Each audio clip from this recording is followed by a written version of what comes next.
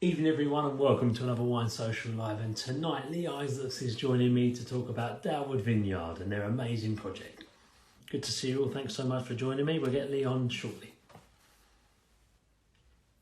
Here he is, top man.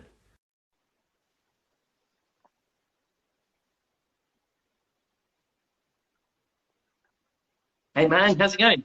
Hi Lee, thank you so much for joining me to talk about Dalwood tonight, so here we go.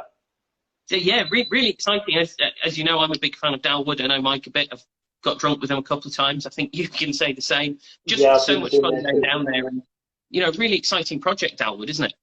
Sorry Lee, missed that. You there Lee? Can't hear you. Brad, Brad, can you? There, Lee? What is going on? Brad, can you hear me? That's enough of those pair. I think I should tell you about Dalwood. It started on a Friday night. The local Skittles team playing at the Tucker's Arms in Dalwood. Like any good story, it never starts with a cup of tea. Whether we won or lost is forgotten in the mist of time, but one thing is certain. We had a gallon of beer on board, and one member of the team piped up. Did you know the Romans grew vines on Danes Hill, the large hill behind the village? After much giggling and banter, someone also said, we should do that. A valiant team were gathered, a builder, a market research analyst, a computer bod, and a semen seller. This is perhaps the perfect set of skills needed to plant and grow vines. In 2009, we planted our first vines, 1200 Sauvignon Blanc. In 2010, we followed up with Pinot Noir, Madeleine Angevin, and Solaris. We now had 3,500 vines in the ground. We didn't know anything, we didn't understand anything, but they're in the ground and they were growing. We're on our way. Our first harvest was in 2013, and we made 100% Sauvignon Blanc traditional method sparkling.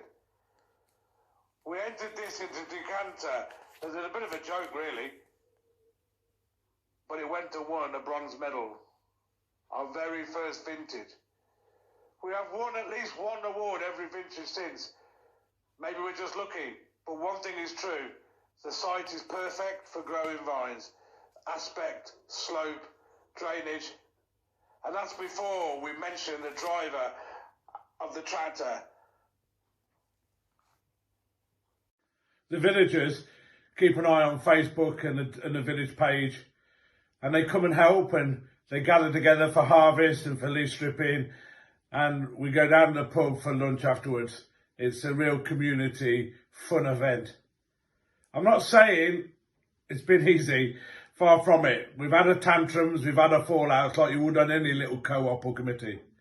But the one thing we have had on all of this journey is fun.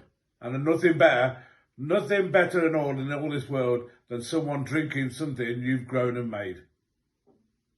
Well, amazing stuff there from Mike. What a great project they've got going down there, Lee.